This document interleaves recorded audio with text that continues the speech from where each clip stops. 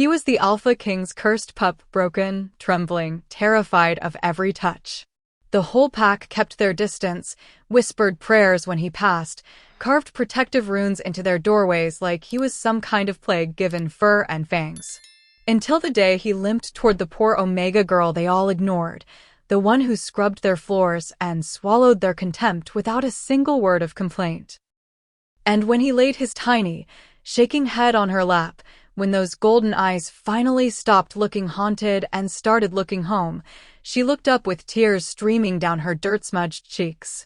Because for the first time in his short, tormented life, he finally felt safe. And for the first time in hers, someone finally chose her. Not the pack. Not fate. Not duty. Just her. The girl nobody wanted. And that single moment of impossible tenderness would shatter everything the Moonstone Pack thought they knew about curses, prophecies, and the dangerous, devastating power of being truly seen. The rain came down like punishment. Naira's knees hit the mud behind the training hall, her lungs burning, her hands shaking so badly she could barely grip the soaked fabric of her tunic. The basket she'd been carrying. Linens for the healers, herbs for the kitchens, all the invisible work that kept the pack running, lay overturned 3 yards back, its contents scattered and ruined in the downpour. She didn't go back for it. She couldn't. Because Marin, the head Omega, had seen her. Had seen the way Naira's fingers brushed against the Alpha King's ceremonial cloak when she'd been tasked with mending it. Had seen the tiny, shimmering thread of silver that had sparked from Naira's fingertips and stitched itself into the fabric without her even meaning to. Magic. The one thing Omegas weren't supposed to have. The one thing that got you exiled. Or worse. Naira pressed her back against the rough wood of the training hall, her breath coming in sharp, shallow gasps. The structure was old, half-rotted in places, built back when the pack was smaller and the world felt less cruel. Now it stood at the edge of the compound, a forgotten monument to a time before hierarchy became religion. Nobody came here anymore. Nobody except her. The rain soaked through her clothes, cold and vicious, but she didn't move. Her mind was racing. Marin would tell the council. The council would tell Alpha King Draven. And Draven gods, Draven didn't tolerate threats. Not after what happened to his son. She squeezed her eyes shut, trying to breathe through the panic clawing up her throat. She hadn't meant to let it show.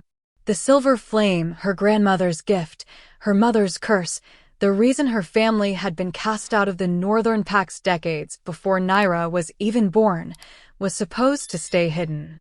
Buried.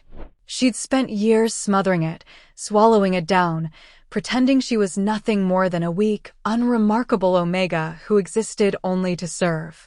And now, because of one careless moment, it was over. The wind picked up, howling through the trees that bordered the training grounds. Naira shivered, wrapping her arms around herself. She needed to run. Needed to disappear into the forest before they came looking. But her legs wouldn't cooperate. Fear had locked her joints, turned her muscles to stone. That's when she heard it. A sound so soft she almost missed it beneath the roar of the storm. A whimper. Low. Broken. Animal. Naira's eyes snapped open. It came from the other side of the training hall, from the narrow space between the building and the old stone wall that marked the boundary of the compound. A space so tight and shadowed that, even in daylight, you'd have to be looking for it to notice. She should have stayed still. Should have ignored it. Should have focused on her own survival. But the sound came again, softer this time, laced with a kind of pain that made her chest ache in recognition. Before she could talk herself out of it, Naira pushed off the wall and moved. Her bare feet slipped in the mud as she rounded the corner of the training hall. The rain blurred her vision, but she could make out the shape now. Small. Huddled. Pressed so far back into the shadows it was almost invisible. A wolf. No, not just a wolf. Him. Naira froze, her heart slamming against her ribs. Kieran. The Alpha King's pup. The cursed one. He was small for his bloodline, his fur matted and dark with rain, his body curled in on itself like he was trying to disappear. Even from a few feet away, she could see the tremors running through him, violent and uncontrollable. His eyes, those eerie golden eyes that everyone whispered about, were squeezed shut, his muzzle pressed against the wet ground. Naira had seen him before. Everyone had. He was a ghost in the compound, a shadow that moved through the edges of pack life, never speaking, never shifting back to human form in public. The rumors said he couldn't. That the blood-red moon he'd been born under had broken something inside him, left him trapped between wolf and boy, unable to fully be either. The rumors also said he was dangerous. That he'd bitten 3 warriors who tried to help him. That his howls at night carried madness in them. That even his own father couldn't stand to look at him anymore. She should have walked away. Every instinct screamed at her to turn around, to leave him there, to save herself. But then his eyes opened. Just barely. Just enough for her to see the raw, unfiltered terror swimming in that molten gold. And Naira understood. She understood what it felt like to be feared for something you didn't choose. To be cast aside because you didn't fit the shape they needed you to be.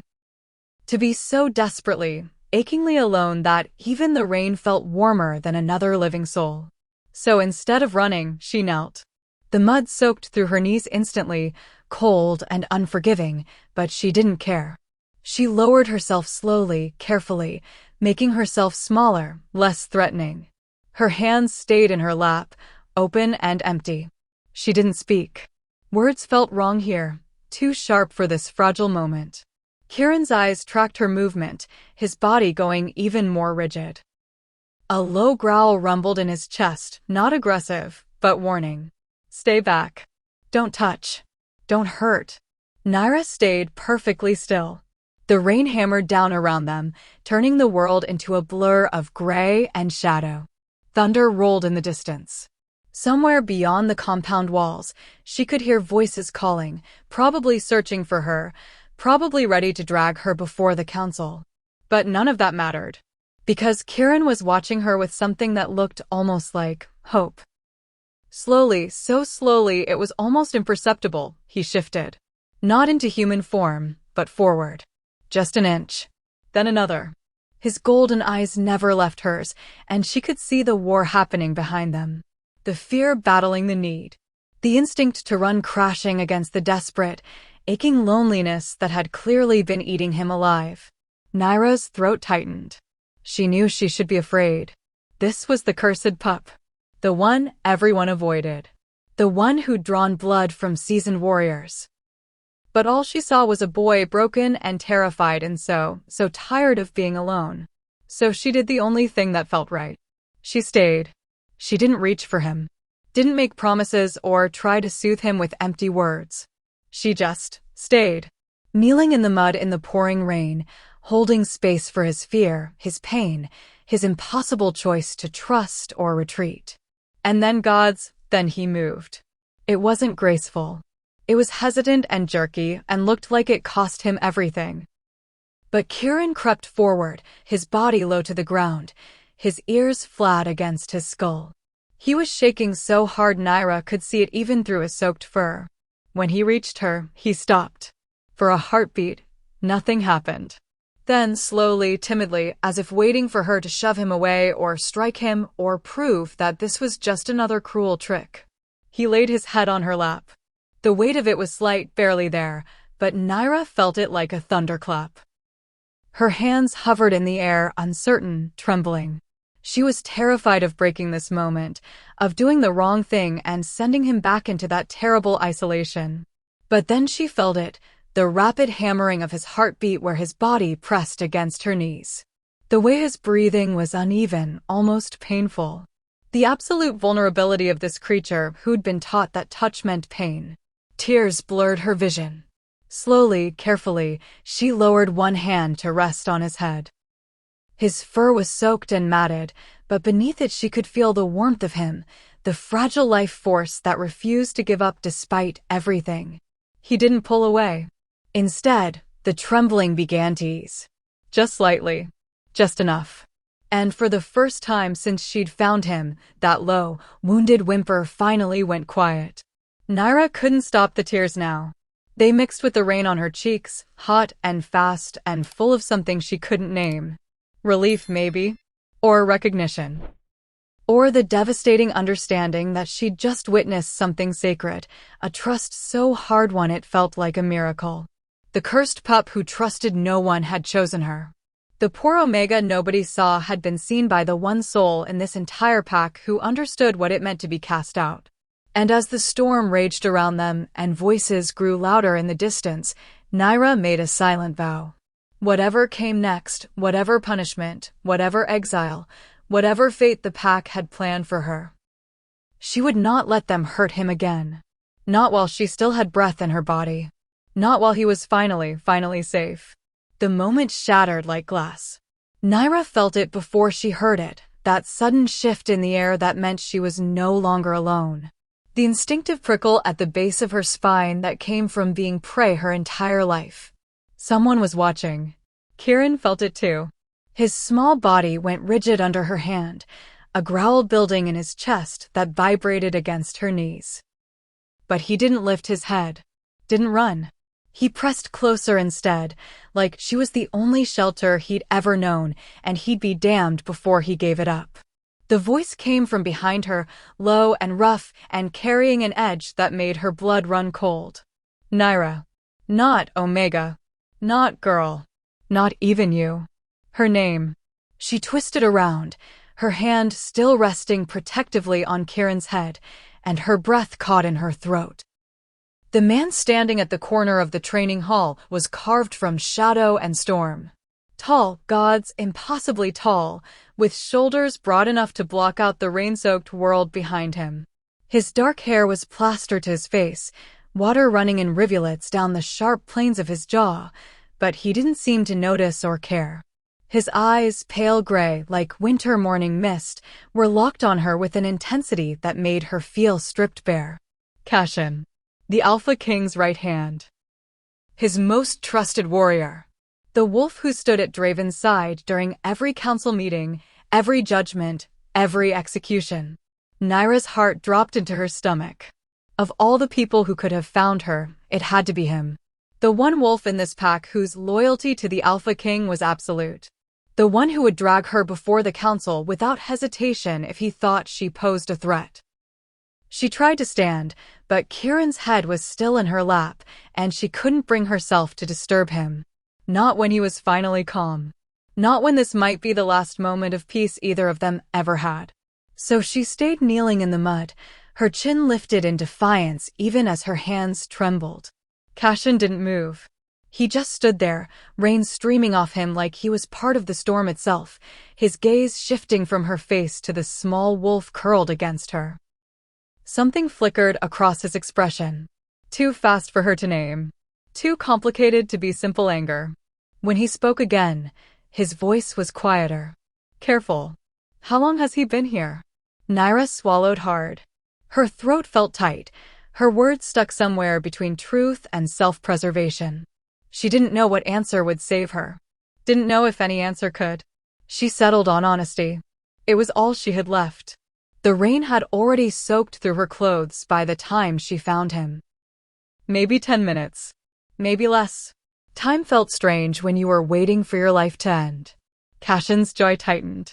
His eyes stayed on Kieran, and Naira watched something almost like pain cross his face before he locked it down, buried it beneath that impenetrable warrior's mask he wore like armor. He let you touch him. It wasn't a question. It was an accusation wrapped in disbelief. Naira's hand curled protectively in Kieran's wet fur. She didn't answer. Didn't need to. The evidence was right there, the cursed pup who bit anyone who came near him, lying still and quiet with his head on the lap of the pack's most worthless Omega. Cashin took a step forward, and Kieran's growl returned, sharper this time. Warning. The massive warrior stopped immediately. Something that might have been respect flickered in those winter-gray eyes. I'm not here to hurt him. The words came out rough, like they'd been dragged over broken glass. And for the first time, Naira heard something beneath the authority in his voice. Something raw and wounded and carefully hidden. I've been looking for him for 2 hours. The Alpha King sent half the pack to search. He was supposed to be in his chambers. Supposed to be. Cashin cut himself off, his hands curling into fists at his sides. Water dripped from his knuckles. When he spoke again, his voice was quieter. Harder. Do you have any idea what they'll do if they find you with him?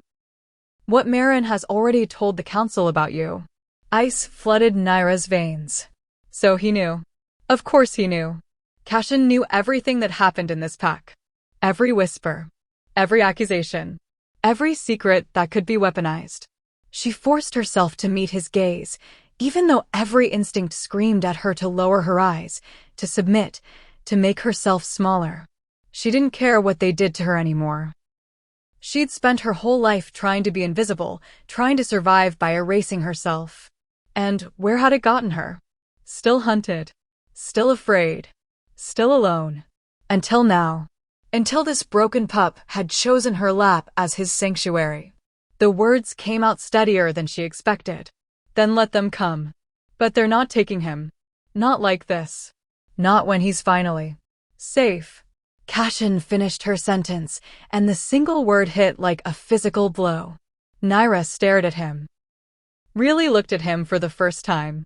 Beneath the warrior's exterior, beneath the cold authority and the lethal grace, she saw exhaustion. Bone deep and devastating. The kind that came from fighting battles that couldn't be won. From watching someone you cared about suffer and being powerless to stop it. His eyes weren't on her anymore. They were on Kieran. And the expression on his face, gods, it was naked grief wrapped in fury, wrapped in helplessness. I've tried everything. Cashin's voice dropped to barely above a whisper, like he was confessing a sin. Every healer in 3 territories. Every shaman who claimed they could break curses. I've sat outside his door every night for 2 months listening to him scream from nightmares I can't wake him from. And he won't. He hasn't let anyone close enough to. He stopped. Drew in a sharp breath. When he continued, his voice was raw. 5 minutes.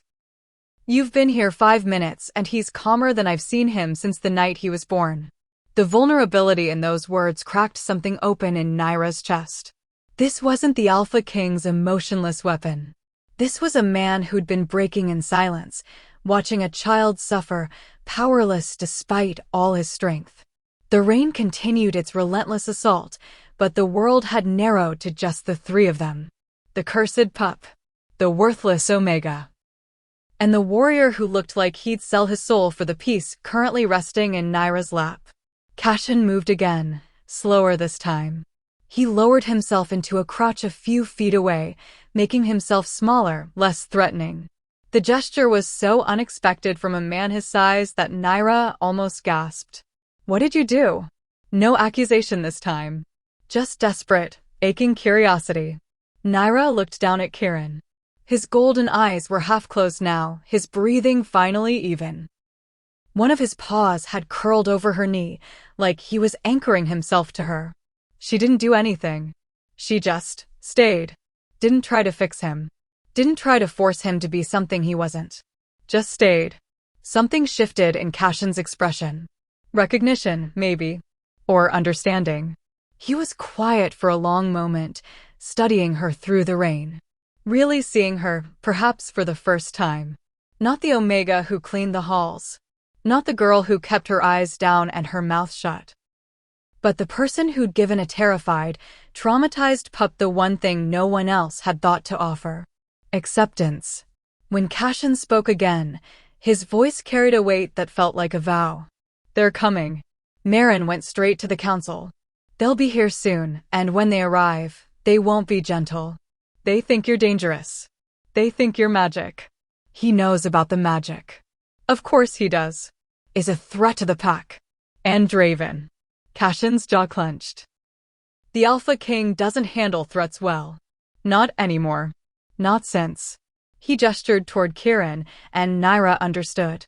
Not since his son became a living reminder that even the strongest bloodlines could break. Fear spiked through her again, sharp and bright, but before it could take root, Cashin did something that stole the breath from her lungs. He reached into his jacket, soaked leather that clung to his frame, and pulled out a small cloth bundle. When he unwrapped it, she saw herbs. Protective ones. The kind that masks scent. Put this on. It'll hide your scent trail for a few hours. Long enough to. Why? The question burst out of her before she could stop it. Why was he helping her? He was the Alpha King's right hand. His loyalty was supposed to be absolute. And yet here he was, offering her a way to escape, to run, to survive. Cashin's eyes met hers, and what she saw there stole whatever words she'd been about to say. Pain. Fresh and bleeding and barely contained. Because you did in 5 minutes what I've been failing to do for 2 months. Because he trusts you. And because... His voice cracked, just slightly. Because maybe the pack has been wrong about a lot of things. And I'm tired of watching the people who don't deserve punishment pay for the crimes of being different. The words hung between them, heavy with meaning that went beyond this moment. Footsteps. Distant, but growing closer. Voices calling through the rain. Cashin's head snapped toward the sound, his entire body going tense. When he looked back at Naira, the vulnerability was gone, buried beneath layers of tactical thinking. You need to run. Now. Take the Eastern Trail, it leads past the... No. Naira's voice came out stronger than she expected. Cashin stared at her like she'd lost her mind. They will exile you. Or worse. You understand that? She understood. She understood perfectly. But running meant leaving Kieran. Meant abandoning him to the same isolation and fear that had nearly destroyed him. And she'd made a vow, silent but unbreakable, that she wouldn't let that happen. Not while she still had breath. Cashin looked at her for a long moment. Then at Kieran, still curled peacefully in her lap. Then back at her. And something fundamental shifted in his expression. Respect. Raw and reluctant and undeniable. You're either the bravest person I've ever met, or the most foolish. Maybe both. A sound that might have been a laugh escaped him. Bitter and brief, but real. Then we do this differently. He stood, his full height returning, water cascading off him. When he extended his hand to her, it felt like more than just an offer of help. It felt like an alliance. Stay close to me. Don't speak unless I tell you to. And, for the love of the moon, do not let them see the silver in your eyes when you're angry. Can you do that? Naira looked down at Kieran one more time. At this small, broken pup who'd trusted her with his fear. Who'd chosen her when the entire world had turned its back on both of them. Then she placed her hand in Cashin's. His grip was solid. Warm despite the rain. Steady in a way that made her believe, just for a heartbeat, that maybe she wasn't about to face this alone. We protect him. Together. Whatever comes next. It wasn't a question. It was a promise. And as the voices grew louder and the storm raged around them, Naira realized something that terrified and thrilled her in equal measure. The cursed pup wasn't the only one who'd been seen tonight. For the first time in her life, someone was choosing to stand beside her. And that changed everything. Cashin's hand was still wrapped around hers when the first flash of memory hit. It always started the same way. With touch. With warmth. With the terrible, treacherous hope that maybe this time would be different. Naira's breath hitched as the past crashed into the present, dragging her under like a riptide. She was 7 years old again, standing in the center of her old pack's gathering circle. The Riverwood Pack. The place she'd been born. The place that should have been home. Her mother's hand had been gripping hers just like Cashin's was now, tight and desperate, and trying so hard to be brave. But Naira had felt the trembling in those fingers. Had heard the barely concealed terror in her mother's breathing. The elders had formed a semicircle around them. Old wolves with eyes like flint and mouths set in grim, unforgiving lines. Behind them, the rest of the pack had gathered. Watching. Whispering. Afraid. Of her. Of a 7-year-old girl who'd made the mistake of getting angry. She hadn't meant to do it. Hadn't meant to let the silver flame slip free when Damon. The Alpha Sun, cruel even then, had shoved her into the river and held her head under the water until her lungs screamed.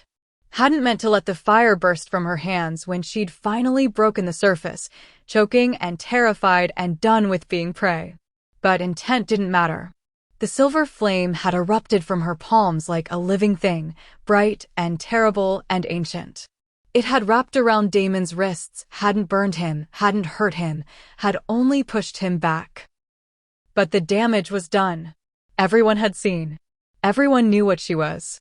Elder Thorn had spoken the words that would follow Naira for the rest of her life, his voice carrying across the gathered pack like a death sentence. The bloodline was supposed to be dead. The Silvercrest line was supposed to have died with the last war. This child is a remnant of the old magic. The dangerous magic. The kind that doesn't bow to pack law or alpha command. Her mother had stepped forward, had tried to explain. Had told them what Naira's grandmother had whispered before she died, that the silver flame wasn't a curse, but a gift. That their bloodline had once been guardians, protectors, keepers of ancient light that predated the pack hierarchies. They hadn't listened. The vote had been swift. Exile for both of them. Mother and daughter, cast out because one of them carried fire in her veins and the other had dared to birth her. Naira remembered the walk beyond the territory borders. Remembered her mother's hand in hers, still holding on, still trying to shelter her from the hatred burning in the eyes that watched them leave. Remembered the way her mother had whispered, "We'll be okay. We'll find somewhere safe. Somewhere they won't be afraid." They'd never found it. Her mother had died 3 winters later. Sickness.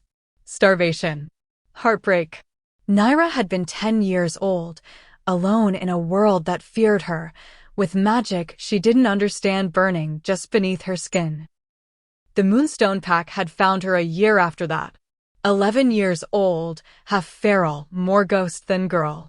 Alpha King Draven had allowed her to stay, but only as Omega. The lowest rank. No rights. No protection. Just endless work and the constant weight of eyes watching, waiting for her to slip. So she'd buried the flame. Pushed it down so deep she sometimes forgot it existed. Spent years scrubbing floors and swallowing contempt and making herself so small, so invisible, that maybe, they'd forget what she could be. Until today. Until Marin had seen the silver thread stitch itself into the Alpha King's cloak. Until everything Naira had sacrificed to stay hidden had unraveled in a single, careless moment. The memory released her as suddenly as it had taken hold, and Naira gasped, her hand tightening reflexively around Cashin's. He was staring at her with an expression she couldn't read. His eyes had gone dark, stormy, like he'd seen something in her face that troubled him. How long had she been lost in the past? Seconds? Minutes? Kieran shifted in her lap, a soft whine escaping him, and Naira realized her other hand had gone rigid in his fur. She forced herself to relax, to stroke gently, to ground herself in this moment instead of drowning in the last one.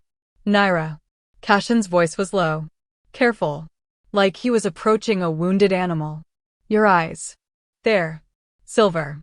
She knew without looking. Knew because she could feel the flame responding to her fear, to her memories, rising up like it always did when her emotions ran too high.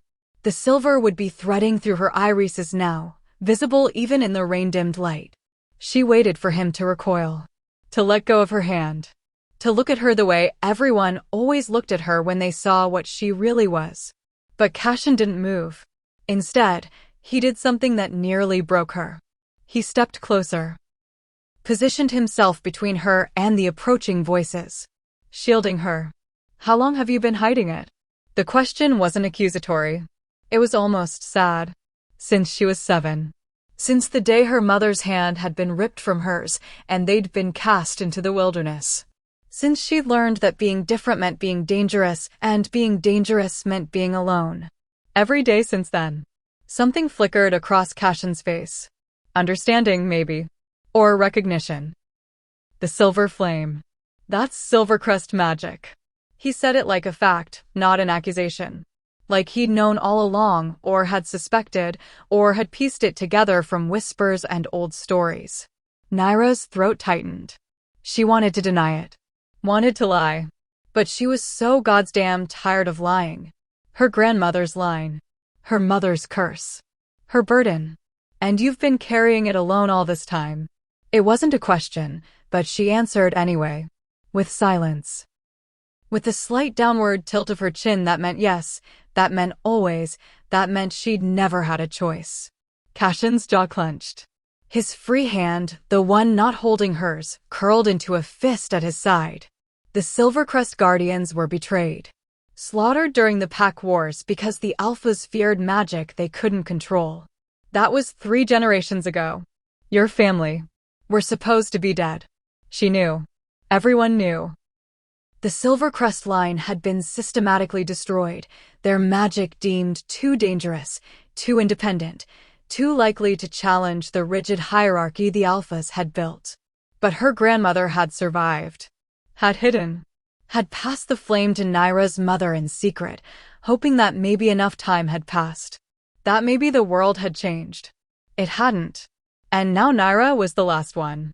The last remnant of a bloodline that had once stood as equals to Alphas. That had wielded magic older than Pack law. That had been punished for the crime of being powerful without permission. The voices were closer now. She could make out individual words through the rain. Find her. The Omega. Magic. Dangerous. Kieran's ears flattened against his skull. His body tensed, ready to bolt or fight, but he still didn't lift his head from her lap. Still trusted her enough to stay. That trust nearly shattered her. Because she was going to fail him. Just like she'd failed her mother.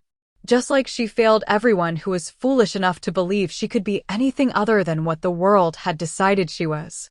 Cursed. Dangerous. Wrong. Stop. Cashin's command cut through her spiraling thoughts. I can see it on your face. Whatever you're thinking, stop. She couldn't look at him. Couldn't bear to see pity or disgust or the inevitable moment when he realized that helping her wasn't worth the cost. But Cashin wasn't giving her a choice. He released her hand only to grip her chin, gently but firmly, forcing her to meet his eyes. The gesture should have felt invasive, controlling, but instead it felt grounding. Anchoring. Listen to me. His voice had dropped to barely above a whisper, rough and urgent and carrying a weight that demanded attention. I know what it's like to be the thing everyone fears. To have power you didn't ask for and can't escape. To watch people look at you and see a weapon instead of a person. There was something raw in his eyes. Something that spoke of his own scars, his own stories written in violence and survival. You are not your bloodline's tragedy. You are not the magic they feared. You are the girl who showed more courage in 5 minutes than I've seen from seasoned warriors in battle. His thumb brushed along her jaw, a gesture so unexpectedly gentle from a man built for war that it sent a shock through her system. And I will not let them destroy you for the crime of being born with fire in your veins. The words hit like a hammer to glass. All the walls Naira had built, all the careful distance, the practiced numbness, the resignation to her fate cracked. She didn't trust easily. Couldn't afford to. Every time she'd let someone close, they'd either died or betrayed her or proven that survival meant standing alone. But something about Cashin. About the way he'd positioned himself between her and danger, about the fury in his voice when he spoke of her family's slaughter, about the careful way he touched her like she was something precious instead of something poisonous, bypassed every defense she'd ever built. He wasn't promising to save her. He was promising to stand with her. And that was somehow more terrifying and more comforting than anything else could have been. The silver in her eyes began to fade as she pulled the magic back under control. Buried it again. Not out of shame this time, but out of necessity. They needed strategy, not power. Needed to survive the next few minutes before they could think about anything else. Cashin saw the shift. Nodded slightly, approval flickering in his expression. Good. Now, when they get here, let me speak first. Don't apologize. Don't explain. Don't give them ammunition. And if they don't listen? A smile curved his mouth. Sharp and dangerous and entirely wolfish. Then they'll learn why the Alpha King keeps me at his right hand. It should have been bravado. Should have been an empty threat. But the absolute certainty in his voice, the lethal promise in his eyes, made it sound like a vow written in blood. The footsteps were almost on them now. Naira could see torchlight flickering through the rain, could hear Marin's voice raised in accusation, could feel the weight of judgment bearing down like an avalanche. Kieran whimpered softly, his small body trembling again. Naira's hand moved through his fur in steady, soothing strokes. She bent down, pressing her forehead briefly against his head, breathing in the scent of wet earth and frightened pup and the wild, clean smell of rain. Whatever happens, you're safe. I promise. She didn't know if he understood. Didn't know if promises meant anything when the whole world was determined to break them. But when Kieran's golden eyes met hers, still afraid, but no longer alone in it, Naira felt something shift inside her chest. For years, she'd survived by erasing herself, by being invisible, by accepting that she didn't deserve protection or belonging or anything beyond the bare minimum required to stay breathing. But this pup had seen her, had chosen her, had trusted her with his broken, terrified self. And Cashin, this warrior who should have been her enemy, had looked at her magic and seen not a threat, but a tragedy. Had looked at her fear and met it with alliance. Maybe she'd been wrong. Maybe survival wasn't about making yourself small. Maybe it was about finding the people who saw you, really saw you, and choosing to be brave enough to let them stand beside you. The first figure emerged from the rain-soaked darkness. Marin. Her face twisted with righteous fury and barely concealed fear. Behind her, 3 council members. Older wolves, their authority worn like armor. And behind them, Naira's breath stopped. Alpha King Draven himself. Tall and terrible and carved from stone and shadow, his eyes blazing with the kind of fury that had ended wars and broken bloodlines. His gaze locked on Kieran first, then on her, then on Cashin standing between them like a shield made flesh. When he spoke, his voice could have frozen fire. Explain. Now. Cashin didn't flinch. He stood between Naira and the Alpha King like a mountain that had forgotten how to move, his shoulders squared, his stance radiating a quiet defiance that would have been suicide coming from anyone else. When he spoke, his voice carried across the rain-soaked space with absolute certainty. Your son is safe. That's what matters. Draven's eyes, dark as a moonless night and twice as cold, narrowed. His gaze swept over Kieran, still curled in Naira's lap, still trembling but no longer lost to the terror that usually consumed him. Something flickered across the Alpha King's face. Too fast to name. Too complicated to be simple relief. Marin pushed forward, her finger pointed at Naira like a weapon. She used magic, Alpha. Silver magic. I saw it with my own eyes. The old magic. The forbidden kind. She's enough. Draven's single word cut through Marin's accusation like a blade through silk. The head Omega stumbled back, her mouth snapping shut, her face flushing with humiliation and rage. But the Alpha King's attention wasn't on her anymore. It was on Kieran. On the way the pup's breathing had finally evened out. On the way his small body had relaxed against Naira instead of coiling tight with the constant expectation of pain. On the way his eyes, those haunted golden eyes that hadn't known peace since the night of his birth, had finally stopped looking like shattered glass. Draven's throat worked. His hands curled into fists at his sides, and for just a moment, Naira saw past the Alpha King to the father beneath. The man who'd watched his son suffer. Who'd been powerless despite all his strength. Who'd probably stopped sleeping weeks ago because every time he closed his eyes he heard his child screaming. When Draven spoke again, his voice was quieter. Rougher. Stripped of some of its iron. What did you do? The question was directed at Naira. She felt Cashin tense beside her, ready to intercept, to protect, but she placed her free hand, the one not stroking Kieran's fur, on his arm. A silent message. Let me answer. Nothing. She did nothing except kneel in the rain and stay. Draven stared at her. Really looked at her for what might have been the first time in the 6 years she'd lived in his pack. Seeing not the Omega who scrubbed floors, but the girl who'd somehow reached the unreachable child. He let you touch him. Yes. He hasn't let anyone touch him in 2 months. Not the healers. Not Cashin. Not. Draven's voice cracked, just barely. Not me. The admission hung in the air like a wound-laid bear. One of the council members, an elderly wolf named Torin with scars crossing his face like a map of old battles, stepped forward. His voice was grave, weighted with something that sounded almost like awe. Alpha. The rain. Everyone looked up. Naira hadn't noticed it before, too focused on survival, on Kieran, on the confrontation unfolding around her. But now that Torin had spoken, she saw it. Felt it.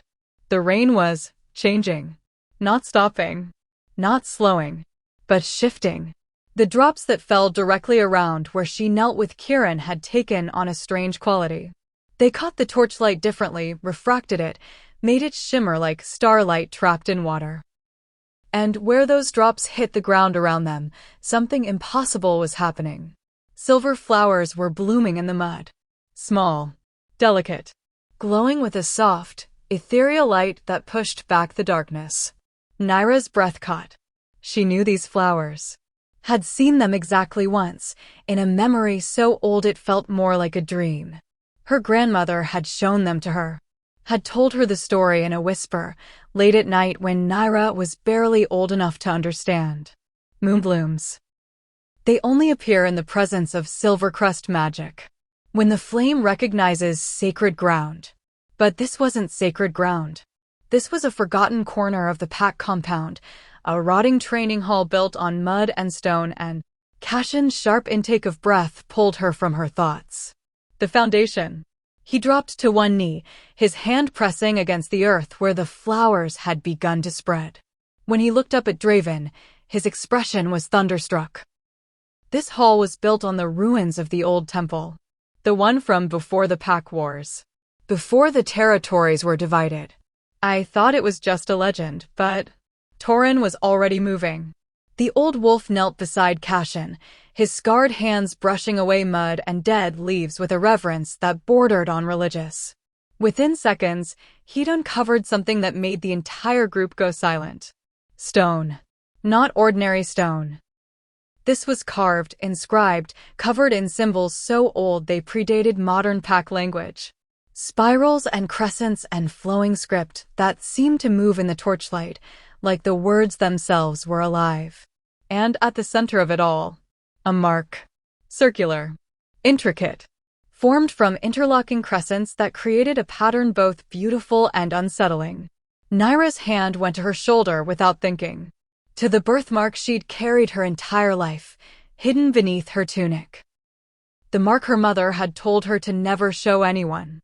The mark that matched, line for line, the symbol carved into the stone.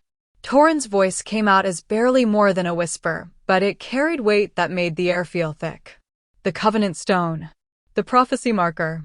He looked up at Draven, and Naira saw something she'd never seen in a council member's face before. Fear. Not of her. Not of the magic. But of what it all meant. Alpha, the old stories. The ones we thought were myths. They spoke of a child born of the Silvercrest line who would appear when the Pack faced its greatest darkness. A guardian who could walk between worlds, who carried silver flame in her blood and... Stop. Draven's command cracked like thunder, but Torin didn't obey.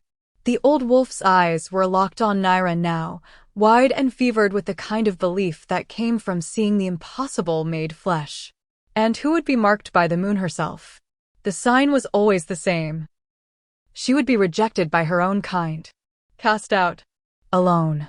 Until the moment she was needed most. Torin's hand shook as he pointed at Kieran, still peaceful in Naira's lap. Until the cursed one called her. The words hit like physical blows. Naira's mind was racing, rejecting what she was hearing even as pieces clicked into place with devastating clarity. The way Kieran had found her. The way the magic had slipped free at exactly the moment Marin would see it. The way everything, every exile, every loss, every moment of suffering, had led her to this rain-soaked corner of the compound at exactly the right time. No. She wanted to say it out loud, wanted to reject this narrative being forced onto her life.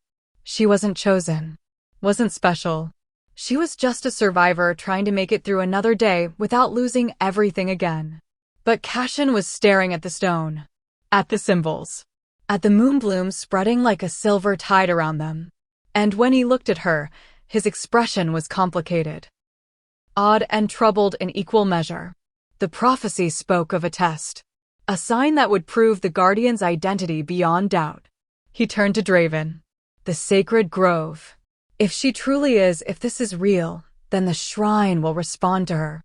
The Moonstone Shrine that hasn't shown light since before your grandfather's reign. Merrin made a sound of protest, but Draven raised his hand, silencing her. The Alpha King's eyes were locked on Kieran. On his son, who'd suffered every day of his short life, who'd been trapped in fear and pain and nightmares that no healer could break.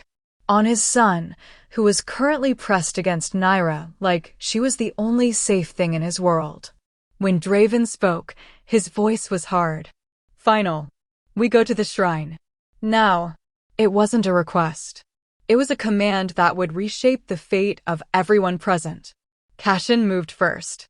He stood, then extended both hands to Naira. One to help her rise, one to carefully, reverently, lift Kieran. The pup's eyes snapped open, a whimper of distress escaping him as he was separated from Naira. Easy. Cashin's voice gentled in a way Naira hadn't heard before. She's coming. You're safe. Kieran's golden gaze found Naira, and she nodded. Tried to project calm she didn't feel. I'm right here. I'm not leaving you. The pup seemed to understand. He allowed Cashin to gather him up, but his eyes never left Naira's face. When she stood, mud-soaked and trembling and trying to hold herself together, Cashin shifted Kieran to one arm and placed his free hand at the small of her back. Studying her. Standing with her. The group moved through the rain like a funeral procession. Draven led the way, his spine rigid, his authority absolute. The council members followed, Torin still muttering prayers under his breath. Merrin trailed behind, her face twisted with something ugly. And in the middle, Naira, with Cashin at her side and Kieran watching her every movement like she was the only star in a darkening sky. The sacred grove lay at the heart of the compound, surrounded by ancient trees that had stood longer than the pack itself. Naira had never been allowed inside. It was forbidden ground for Omegas, reserved for ceremonies and judgments and moments when the pack needed to commune with their ancestors.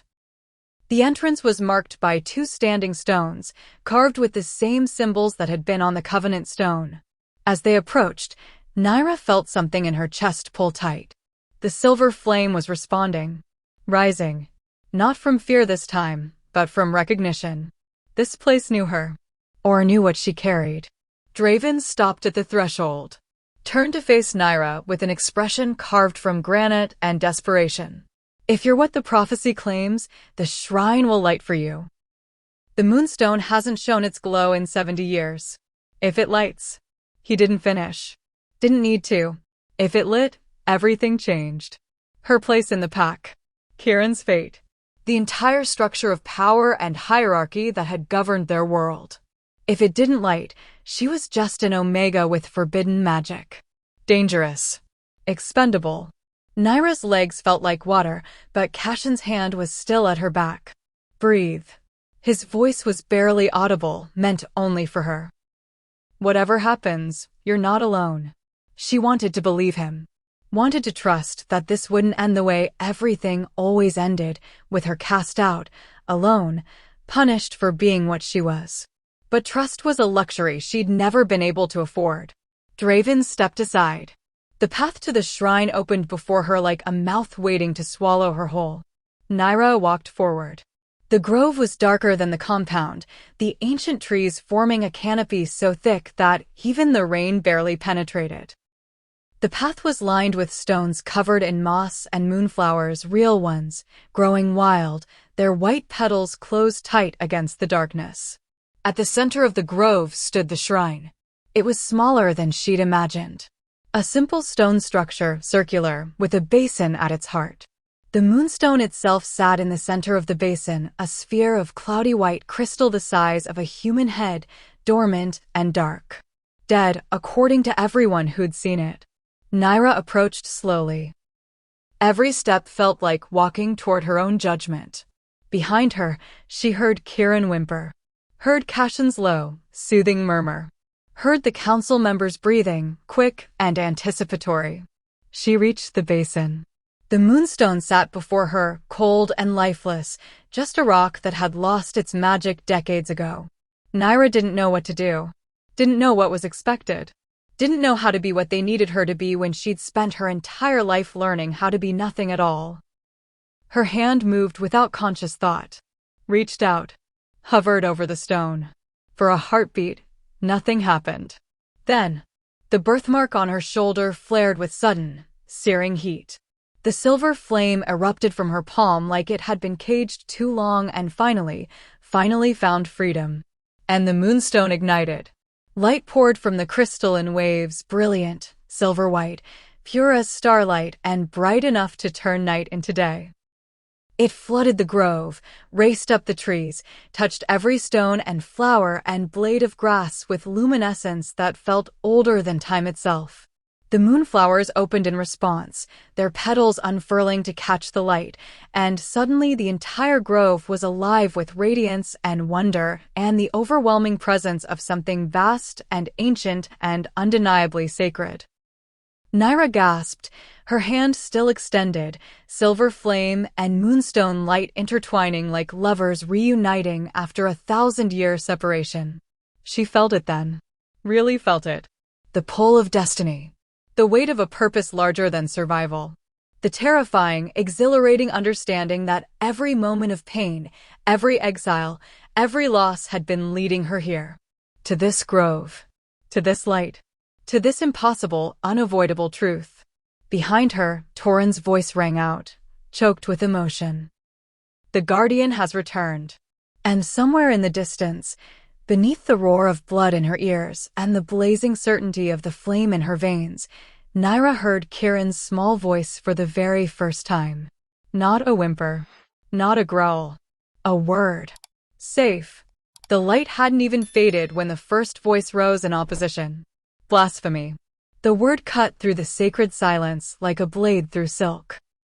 Naira's hand was still extended over the moonstone, silver flame still dancing between her fingers and the crystal's glow, when she saw him step forward from the shadows at the grove's edge.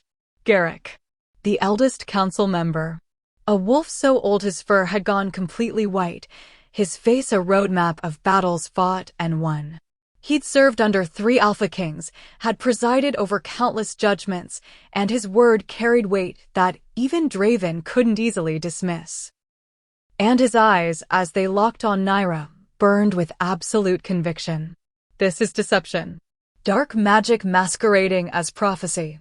Murmurs rippled through the council members who'd followed them into the grove. Not agreement, exactly, but uncertainty. The kind of doubt that could crack foundations. Draven's voice came out low and dangerous. You dare question the Moonstone? The shrine that has stood dormant for 70 years just ignited for this girl. You saw it with your own. I saw magic, Alpha. Old magic. The kind that destroyed packs during the wars. The kind that the Silvercrest wielders used to bend others to their will. Garrick's hand swept toward Naira in accusation. She carries the bloodline we swore to eradicate. The bloodline that refused to bow to Alpha Law. That claimed their power came from sources higher than our hierarchy. And now we're supposed to believe that her appearance, at the exact moment your son is most vulnerable, is coincidence? Providence? The old wolf's voice rose, carrying to every corner of the grove. She's manipulating the boy, using his pain to gain access to our most sacred ground. And you're allowing it because you're desperate. The last word hit like a slap. Draven's entire body went rigid, his eyes flashing with the kind of fury that preceded violence. But before he could speak, before he could unleash the wrath building in his frame, another voice joined Garrick's. Marin stepped forward, her face flushed with vindication. I've watched her for years, Alpha. She keeps to herself. Never bonds with the other Omegas. Never participates in pack rituals. She's been hiding, waiting, planning. That's not true. The words escaped Naira before she could stop them, her voice shaking but defiant. Marin's eyes narrowed. Then explain the magic. Explain why you've concealed your abilities all this time if not to deceive us. Explain why the moment the Alpha King's son is at his weakest, you suddenly appear as his salvation. Because she'd been trying to survive. Because showing her magic meant exile or death. Because she'd watched her mother die from the wounds inflicted by fear and hatred, and she'd learned that staying hidden was the only way to stay breathing. But the explanations tangled in her throat, trapped behind years of silence and survival instincts that screamed at her to make herself smaller, quieter, less. Cashin moved. Stepped forward until he was shoulder to shoulder with Naira, his presence a wall between her and the accusations. Enough. You're letting fear override evidence. The Moonstone doesn't lie. The prophecies. The prophecies are stories, Cashin. A new voice. This one belonged to Stellan, another council member, younger than Garrick but no less influential. His tone was measured, reasonable, which made it somehow more dangerous. Stories we tell to comfort ourselves. To believe that when darkness comes, some chosen one will appear to save us. But reality is rarely so convenient. He gestured toward the still-glowing moonstone. Yes, the shrine responded to her. But we don't know what that means. We don't know if the old magic operates the same way it did before the wars. For all we know, Silvercrest power could trigger the stone without any divine endorsement. Stellan's gaze swept over the gathered wolves, calculating, political. What we do know is this. Accepting her means accepting that our laws, our hierarchy, everything we've built since the wars, was wrong. It means acknowledging that the Silvercrest line, the line we destroyed, had the right of it. That magic supersedes Alpha authority. The words landed like stones dropped into still water, ripples spreading outward. Naira could see it happening. Could see the fear taking root in faces that had been odd moments before. Could see the way uncertainty bred suspicion, the way hope curdled into dread. They didn't want a guardian. They wanted control. Wanted the world to make sense in the way it always had, with clear hierarchies and defined rules, and no complications from magic they couldn't command. Torin tried to speak, his voice raised in protest, but Garrick cut him off. There is a way to know for certain. The old wolf's eyes glittered with something cold and calculating. The prophecies speak of trials. Tests that the true guardian must pass to prove her worth. If she is what she claims, what you believe her to be, then she will survive them. Draven's voice could have frozen fire. What are you suggesting? The right of proving. 3 challenges, witnessed by the pack, designed to test strength, wisdom, and the purity of her connection to the old magic. Garrick's smile was sharp as broken glass. If she passes, we accept her. Accept the prophecy. Accept that everything we've believed for 3 generations was built on a mistake. But if she fails even one trial, he let the implication hang. Exile. Or execution. The traditional punishments for those who claimed power they couldn't prove. The grove had gone deathly silent. Even the rain seemed to pause, waiting for the verdict that would reshape everything. Naira's silver flame was still burning, still connecting her to the Moonstone, but she could feel it wavering now. Not from lack of power, but from the crushing weight of what was being asked. Trials. Public tests. Her survival and Kieran's fate tied to her ability to perform under the scrutiny of wolves who wanted her to fail. She wanted to scream. Wanted to rage at the injustice of it, that igniting the Moonstone wasn't enough, that Kieran's first word in months wasn't enough, that her entire life of suffering to reach this moment wasn't enough. They would always ask for more. Would always demand proof. Would always find reasons to doubt. Cashin's hand found her elbow, his grip tight with barely suppressed fury. She doesn't have to prove anything. The Moonstone is a rock, Cashin. Garrick's voice was steel wrapped in silk. A sacred rock, yes, but still just a rock. And this girl is either our salvation or our destruction. Can you honestly tell me you're willing to stake the entire pack's safety on a light show? The question was a trap, and everyone knew it. If Cashin said yes, he'd be branded as blinded by sentiment. If he said no, he'd be admitting doubt. But before he could answer, a small voice shattered the tension. Safe. Every head turned. Kieran had spoken again. The word was clearer this time, stronger, and he was staring directly at Naira with those haunting golden eyes. The pup struggled in Cashin's arms, and the warrior carefully lowered him to the ground. Kieran immediately limped toward Naira, his small body still trembling, but moving with purpose. When he reached her, he pressed himself against her legs and repeated the word. Safe. She makes safe. Draven made a sound like he'd been punched. His son, his broken, silent, terrified son, was speaking. Was choosing. Was declaring with the simple certainty of a child who knew truth when he felt it. But Garrick wasn't moved. The boy is traumatized. Desperate for comfort. He would cling to anyone who showed him kindness. This proves nothing except that she has a talent for manipulation. Rage flooded through Naira like wildfire. She'd stayed silent through the accusations. Had swallowed the doubt. Had accepted that her word would never be enough because it never had been. But Garrick wasn't attacking her anymore. He was attacking Kieran. Dismissing the pup's suffering, his choice, his voice as nothing more than weakness to be exploited. And that she couldn't tolerate. The silver flame erupted. Not wild. Not uncontrolled. But deliberate and blazing and absolutely done with cowering. Light poured from Naira's hands, from her eyes, from the birthmark on her shoulder that burned through the fabric of her tunic. The moonstone's glow intensified in response, and suddenly the entire grove was illuminated with radiance that felt like dawn breaking after an endless night. When she spoke, her voice carried power that resonated in the stones beneath their feet. You want trials? You want proof? Fine. I'll take your tests. I'll pass your challenges. I'll do whatever it takes to prove that I'm not here to destroy you. She looked at each council member in turn, her gaze unflinching. But understand this, I'm not doing it for your approval. I'm not doing it to earn a place in your hierarchy or to make you comfortable with power you can't control. Her hand dropped to Kieran's head, her fingers gentle in his fur even as fury burned in her veins.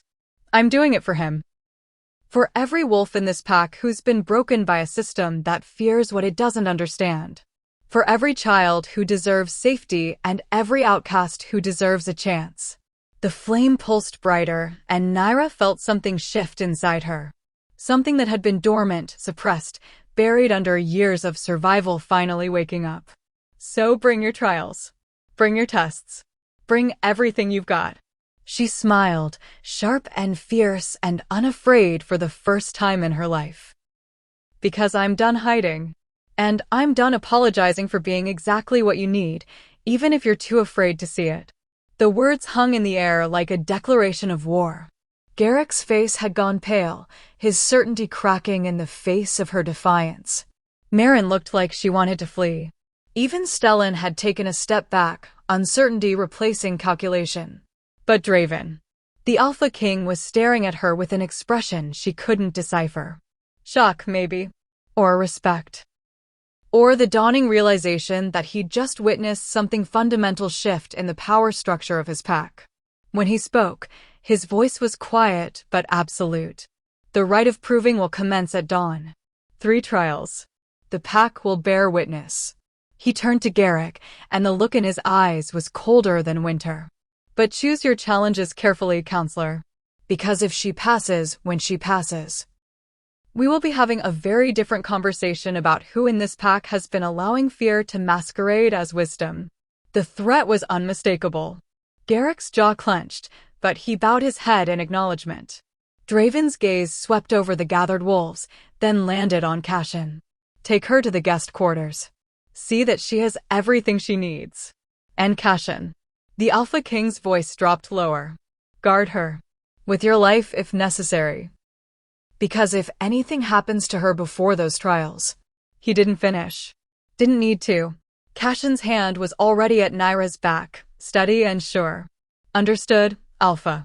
As they turned to leave, Kieran moved to follow, but Draven's voice stopped him. Kieran. Come.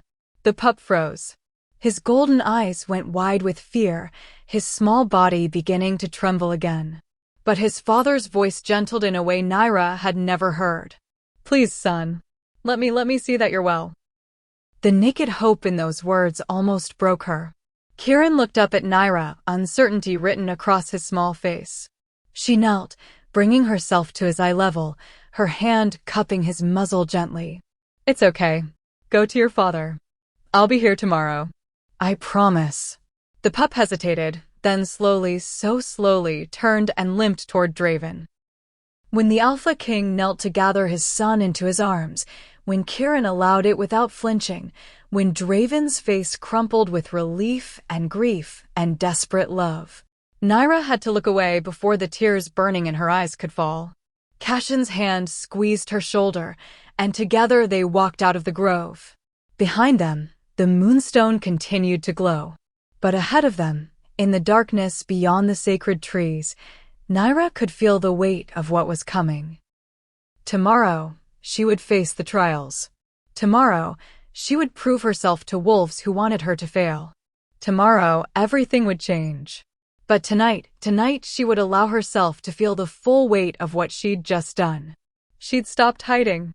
She'd claimed her power. She'd chosen to fight. And there was no going back from that choice, even if it destroyed her. The guest quarters were nothing like Naira expected. She'd imagined a cell. Stone walls and cold floors and the kind of bare functionality reserved for those the pack didn't quite trust, but couldn't quite condemn. Instead, Cashin led her to a room in the eastern wing of the main compound.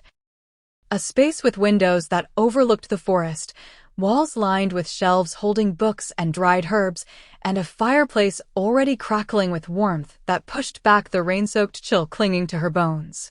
It was more than she'd ever been given in 6 years of living here. And that generosity felt dangerous. Cashin closed the door behind them, shutting out the world and the weight of judgmental eyes. For the first time since the confrontation in the grove, they were alone. Truly alone. The silence stretched between them, thick with everything unsaid. Naira stood in the center of the room, dripping rainwater onto the woven rug, her arms wrapped around herself. She could still feel the silver flame humming beneath her skin, restless and awake after years of forced dormancy.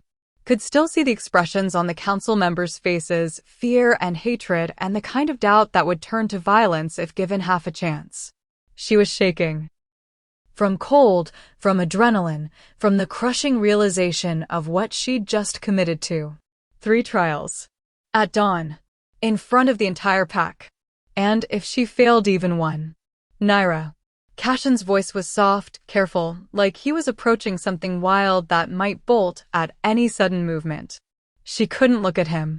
Couldn't bear to see pity or regret or the moment when he realized that defending her had been a mistake.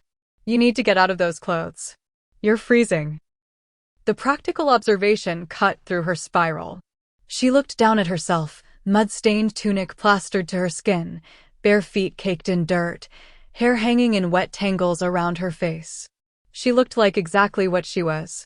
A drowned rat playing at prophecy. A bitter laugh escaped her. What does it matter? Tomorrow they'll dress me up for the trials anyway. Make me presentable before they tear me apart. Stop. The command in Cashin's voice made her flinch.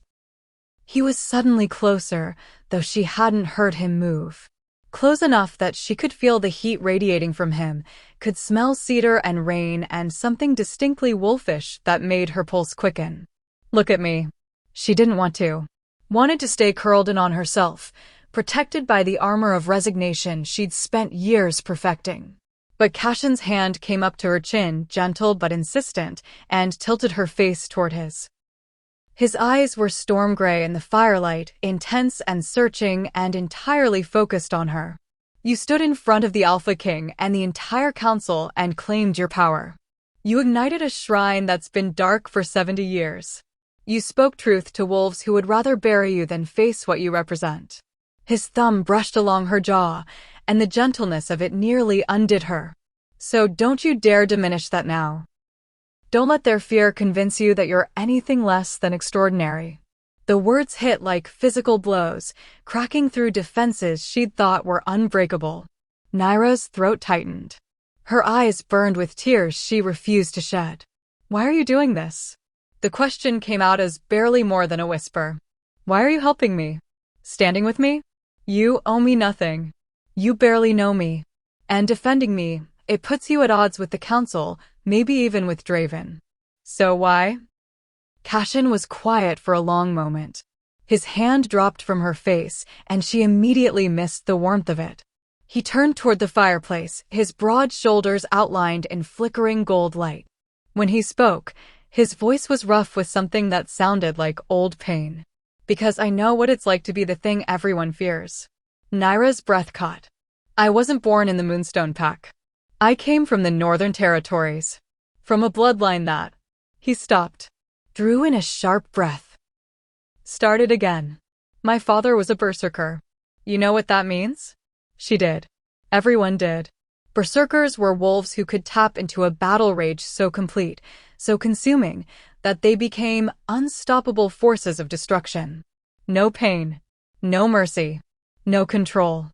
Armies had fallen to berserkers during the Pack Wars.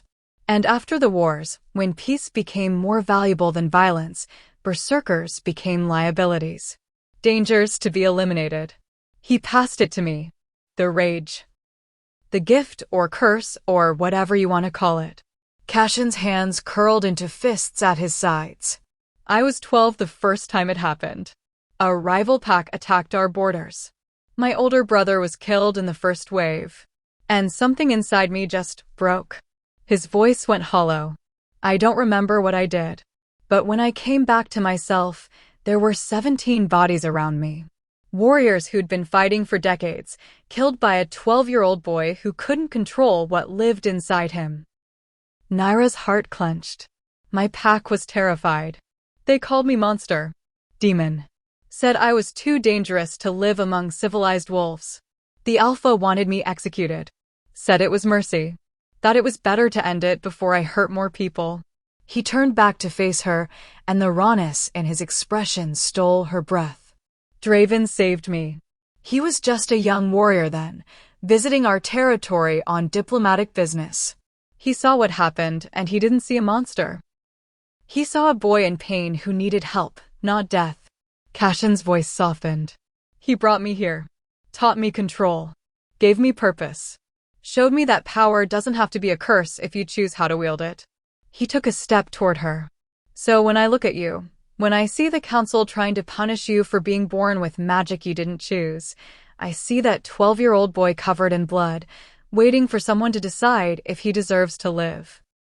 His hand reached out, hovering in the space between them. "And I know what it means when someone chooses to see you instead of fear you. When someone stands beside you instead of condemning you. That choice saved my life." His fingers brushed against hers, tentative and careful. "So I'm making that choice for you. Because you deserve it. Because Kieran deserves it. And because maybe the prophecy is real and you're here for a reason bigger than any of us understand." Naira stared at their almost touching hands, her mind reeling. She'd spent so long believing she was alone. That trust was a luxury she couldn't afford. That letting anyone close would only end in betrayal or loss. But Cashin wasn't offering empty promises or convenient alliance. He was offering understanding, recognition, the kind of solidarity that could only come from someone who'd walked through similar fire and survived. Her hand closed the distance, fingers intertwining with his. The contact sent electricity racing up her arm, but it wasn't just attraction, though gods knew that was there, humming beneath everything else. It was connection. Real and raw and terrifying in its intensity. "I don't know how to do this." The confession escaped before she could stop it. "I don't know how to trust. How to let someone stand with me without waiting for them to leave. Everyone who mattered." Her voice broke. Cashin's other hand came up to cup her face, his palm warm against her cheek. I know it feels impossible. But you don't have to figure it all out tonight. He stepped closer, and suddenly the space between them felt charged with something that had nothing to do with magic and everything to do with the way his eyes had gone dark, the way his breathing had changed. Just trust me for the next few hours. Let me help you prepare for tomorrow. Let me be here with you. Can you do that? Could she? Every instinct screamed warnings, reminded her of every time trust had been weaponized against her, every time softness had been punished. But beneath the fear, beneath the armor, something deeper was stirring. The same instinct that had made her kneel in the rain for Kieran. The same knowing that had drawn silver flame from her veins to ignite the moonstone. The understanding that some risks were worth taking, even if they destroyed you. Yes. The word came out barely above a whisper, but it felt like the most honest thing she'd said in years. Cashin's expression shifted. Relief and something darker, more intense, flickering in those storm-gray eyes. Good. Now, you're still soaking wet, and you need food and rest before dawn. The practicality of it almost made her laugh. Here they were, standing close enough to feel each other's heartbeats, tension thick enough to choke on, and he was worried about her wet clothes. But there was something grounding about it. About being cared for in simple, tangible ways. Cashin moved to a chest in the corner, pulling out clean clothes, soft leather pants, and a tunic that would be too large for her, but infinitely better than what she was wearing. There's a bathing room through that door. Take your time. I'll get food sent up. He handed her the clothes, his fingers lingering against hers for just a heartbeat longer than necessary. When she emerged 20 minutes later. Clean, dry, wrapped in clothes that smelled like cedar and safety, she found Cashin had transformed the room. The fire burned brighter. A tray of food sat on the low table near the hearth, bread and cheese and roasted meat that made her stomach clench with sudden hunger. And Cashin himself had changed as well, his warrior's leathers replaced with simple dark clothes that somehow made him look more dangerous, not less. He gestured to the floor near the fire, where he'd laid out cushions and blankets. Sit. Eat. You'll need your strength. Naira settled onto the cushions, hyper-aware of every movement, every breath. Cashin sat across from her, close enough that their knees almost touched, and began placing food on a plate for her. The gesture was so unexpectedly tender that it made her throat tight. When was the last time someone had served her? Had cared whether she ate or rested or had what she needed? She couldn't remember. They ate in companionable silence for a while, the crackling fire and rain against the windows the only sounds. But Naira could feel questions building in the space between them. Things that needed to be said before tomorrow's trials changed everything. Finally, she broke the silence. What if I fail? Cashin's hand paused halfway to his mouth. He set down the bread he'd been holding and leaned forward, his elbows on his knees, his eyes locked on hers. You won't. How can you be so sure? Because I've seen what you're capable of. Because the Moonstone doesn't lie. And because... He hesitated, then continued, his voice dropping lower. Because I've never met anyone who carries as much strength in silence as you do. You've survived things that would have broken warriors twice your size. So whatever Garrick throws at you tomorrow, you'll face it. And you'll win. The absolute certainty in his voice made her want to believe. But doubt was a hard habit to break. And if I don't? If the trials prove that the council is right and I'm just a girl with dangerous magic and no real purpose? Cashin moved. Before she could process it, he'd shifted closer, his hand coming up to rest against her cheek, his thumb brushing away a tear she hadn't realized had fallen. Then I'll still stand with you. Still see you. Still believe that you're worth more than their fear. His face was inches from hers now. Close enough that she could see flecks of silver in the gray of his eyes. Could feel his breath against her lips. You asked me why I'm helping you. The truth? His voice had gone rough, intimate, carrying a weight that made her pulse race. Because when I look at you, I don't see a prophecy or a threat or a weapon. I see someone who's been fighting alone for so long she's forgotten what it feels like to be protected. And he stopped. Swallowed hard. I want to be the one who reminds you. Who shows you that strength doesn't mean standing alone. Naira couldn't breathe. Couldn't think. Couldn't do anything except stare at this impossible man who'd somehow seen past every wall she'd ever built. She should pull away. Should protect herself. Should remember that trust was dangerous and intimacy was a luxury she couldn't afford. But his hand was so warm against her face. His eyes so sincere. His presence so steady and sure and safe that every defense she'd ever built was crumbling like ash. Cashin. I see you, Naira. All of you. The magic and the fear and the strength you don't even realize you carry. And I'm not going anywhere. The words broke something open inside her. Before she could second guess, before fear could reclaim its hold, Naira leaned forward and closed the distance between them. Their lips met softly at first. Tentative. A question rather than a demand.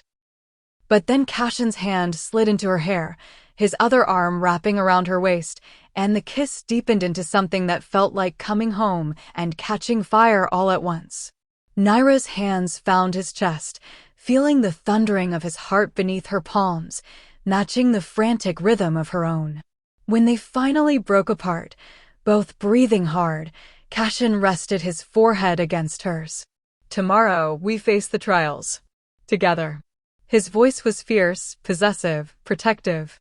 But tonight you don't have to be the guardian or the outcast or anything except yourself. Just Naira. Here. Safe. And for the first time in longer than she could remember, Naira let herself believe it. Let herself lean into his warmth. Let herself trust that maybe, just maybe, she'd finally found someone who wouldn't run when he saw all of her. Even the burning parts. Especially those.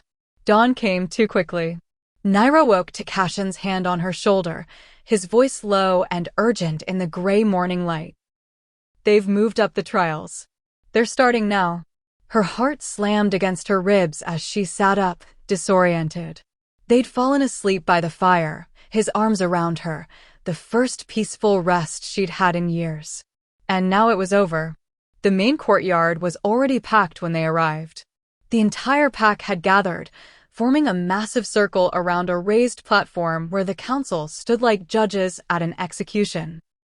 Garrick stood at the center, his white hair gleaming in the early light, his expression carved from satisfaction and cruelty. Draven was there too, standing apart from the council, Kieran at his side. The pup's golden eyes found Naira immediately, and she saw fear written across his small face. Cashin's hand squeezed hers once before he was forced to step back, taking his place among the warriors.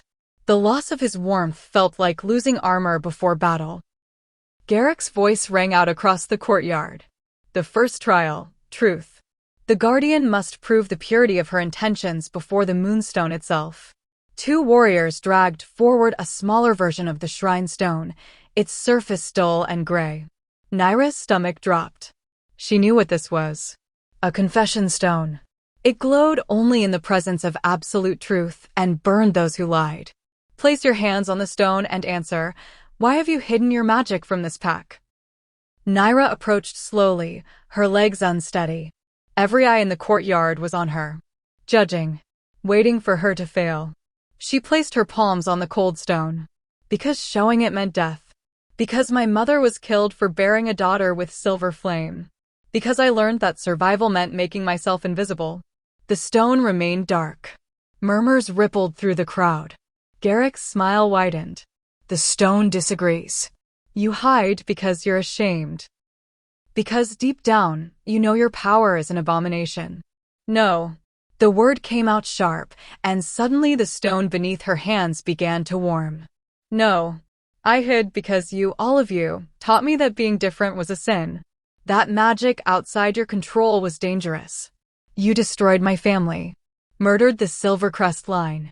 And then you have the audacity to demand truth from me? The stone blazed brilliant white, so bright the front rows had to shield their eyes. I hid because you gave me no choice. Because the alternative was becoming another body buried in the woods, another warning to anyone who dared be more than what you decided they could be. The light pulsed with each word, validating every syllable. Garrick's face had gone pale, but he recovered quickly. Second trial, sacrifice. Prove your magic serves the pack, not yourself. He gestured, and Naira's blood turned to ice. Warriors dragged forward 3 figures, bound and hooded. When the hoods were removed, Naira recognized them. Pack members who'd been caught stealing from the stores. Criminals awaiting judgment. Use your silver flame to execute them. Prove your power can serve pack justice. The courtyard went deathly silent. Naira stared at the 3 wolves, young, terrified, guilty of desperation more than malice. This is the Guardian's purpose, Garrick continued, his voice carrying to every corner. To wield power in service of the pack's laws. So prove it. Or admit you're too weak to do what's necessary. Her hands were shaking. The silver flame stirred beneath her skin, restless and angry, but she pushed it down. No. Excuse me? I won't kill for you. I won't use this power to execute wolves who stole because they were hungry. That's not justice. That's cruelty masquerading as law. Garrick's expression shifted into something triumphant. Then you fail. You refuse to serve the pack. You place your own moral superiority above our traditions, our laws. She passes. Draven's voice cut through the courtyard like a blade. The Alpha King stepped forward, his presence commanding absolute attention. The prophecy speaks of a guardian who protects, not an executioner who kills on command. She's right to refuse. This trial was designed to make her fail, not to test her worth. Garrick's face flushed with fury, but before he could respond, another voice rose from the crowd. Marin, there's something the Alpha King should know. Something I discovered last night. The head Omega pushed forward, clutching a bundle wrapped in cloth. When she unwrapped it, Naira's heart stopped. Her mother's journal. The one she'd hidden beneath the floorboards in her old quarters. The one that detailed everything, the Silvercrest history, the prophecies, the bloodline magic. She's been planning this, Marin declared, her voice shaking with vindication. Her mother wrote it all down. How to manipulate the Moonstone. How to use the cursed pup to gain the Alpha King's trust. How to infiltrate the pack and... That's a lie. Naira's voice cracked with desperation. But Marin was already reading passages, her voice carrying across the stunned crowd. Passages about the prophecy. About finding the cursed one. About using the moment of greatest weakness to rise to power. Except they weren't plans. They were her mother's hopes. Dreams whispered in the dark that maybe, someday, the Silvercrest line would be forgiven. That maybe her daughter would live to see acceptance instead of exile. But twisted by Marin's interpretation, filtered through the council's fear, they sounded like conspiracy. The crowd's mood shifted. Naira could feel it like a physical thing, hope curdling into suspicion, awe transforming into hatred. She looked desperately toward Cashin, toward Draven, toward anyone who might believe her. And saw hesitation. Saw doubt. Even Cashin's expression had gone carefully neutral, his warrior's mask firmly in place as he processed what he'd heard. The betrayal hit harder than any physical blow. He'd said he saw her. Said he'd stand with her. Said she wasn't alone. But now, faced with evidence that confirmed his worst fears, he'd gone silent. The truth reveals itself, Garrick pronounced, his voice ringing with victory. She is exactly what we feared. A manipulator. A deceiver.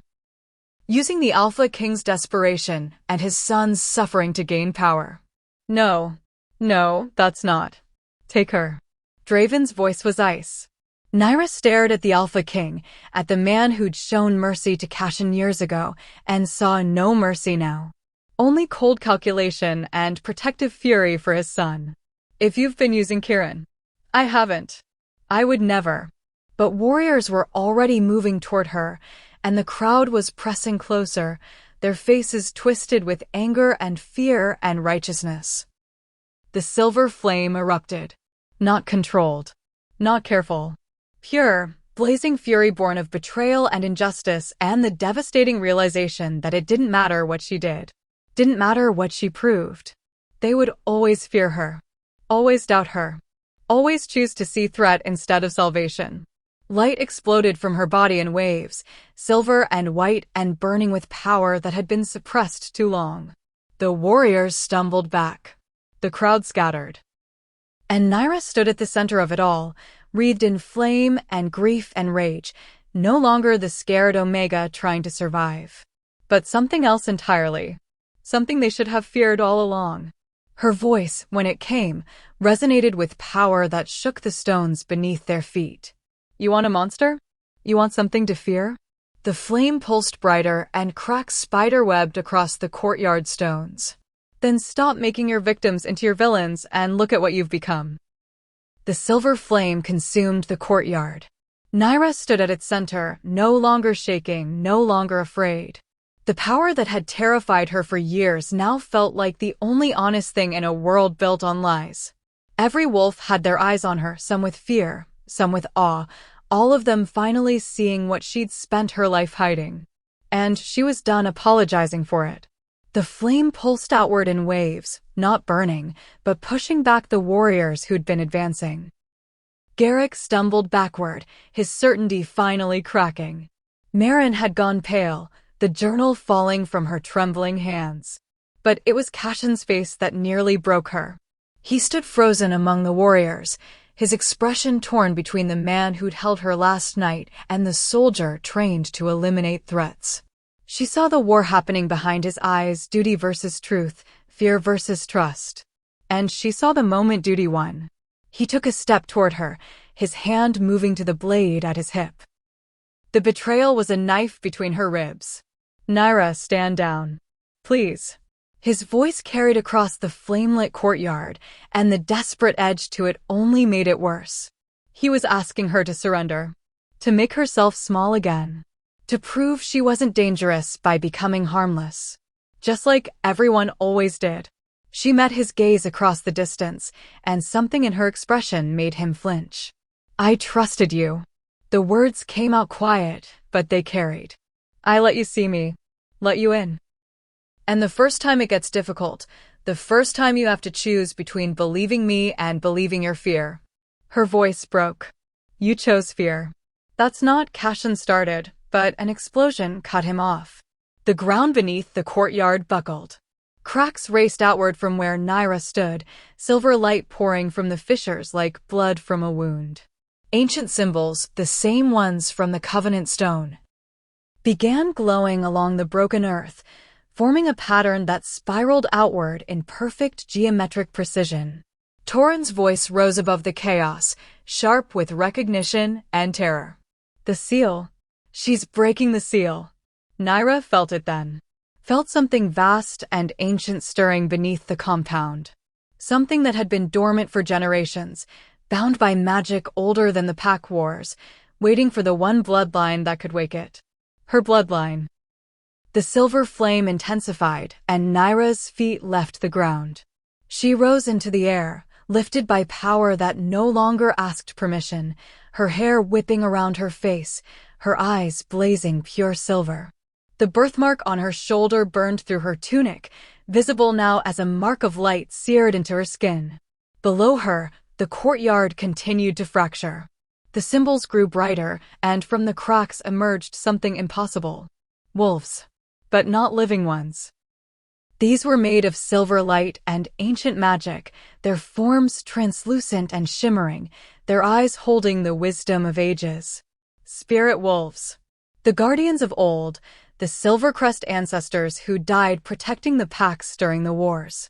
They materialized around Naira like an ethereal army, their presence both beautiful and terrifying. The pack scattered, screaming, scrambling to get away from the spirits. Warriors drew weapons that would be useless against beings made of light. Council members fell to their knees, finally understanding that this was bigger than their politics, their fears, their desperate need for control.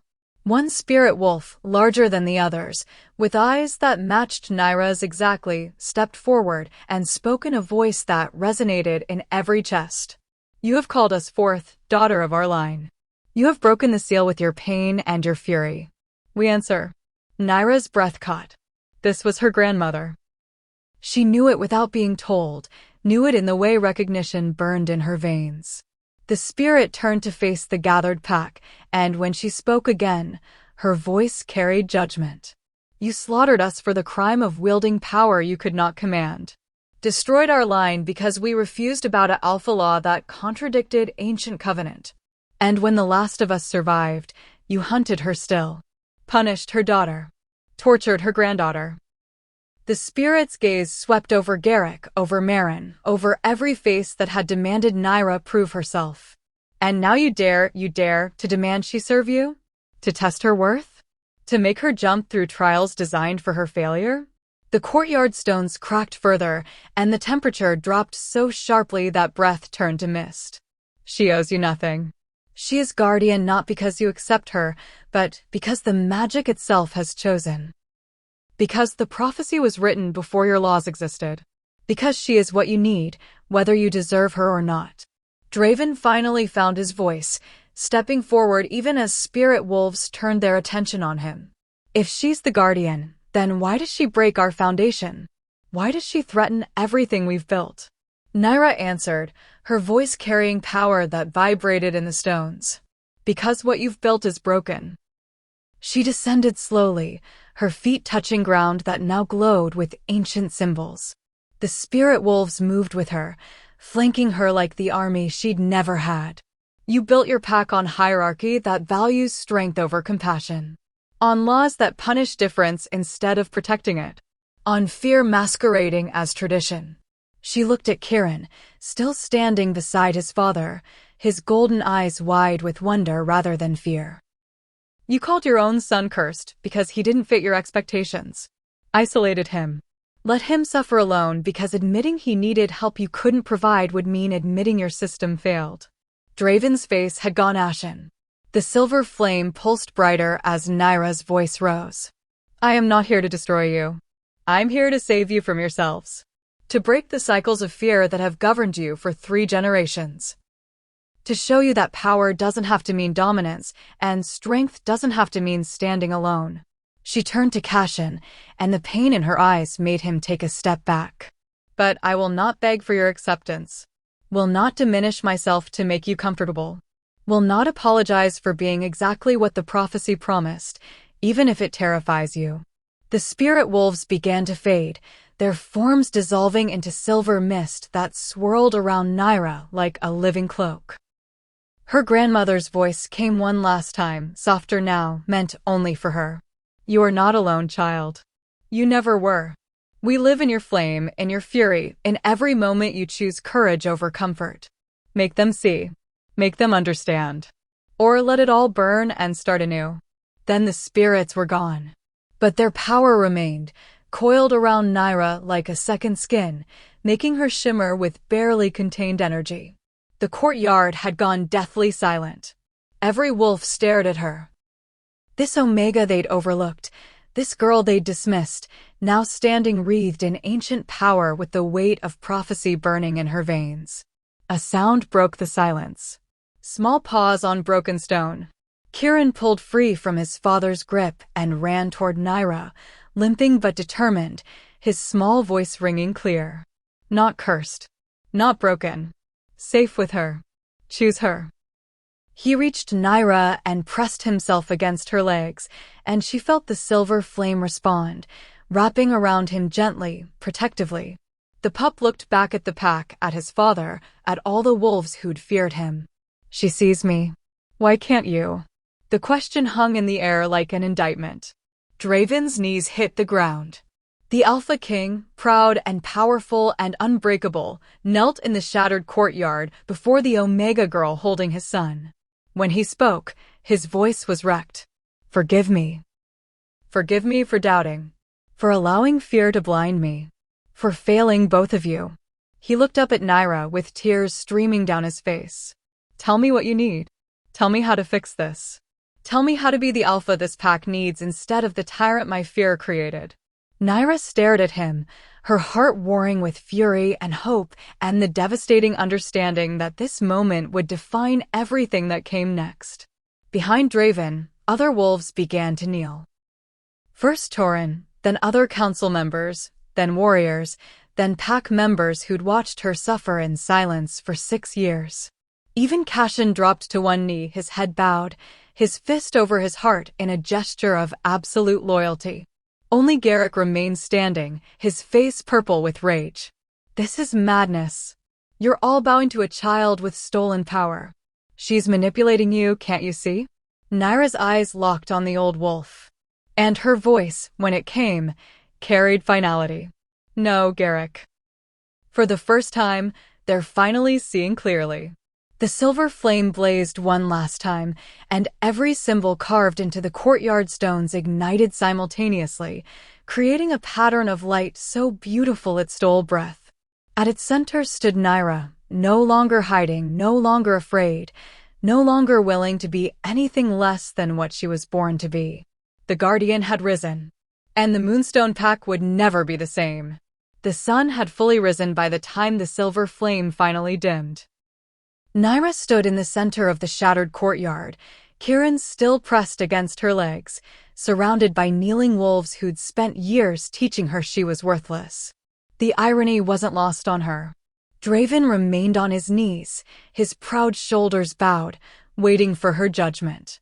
Cashin's head was still lowered, but she could see the tension in his frame, the shame radiating from every line of his body.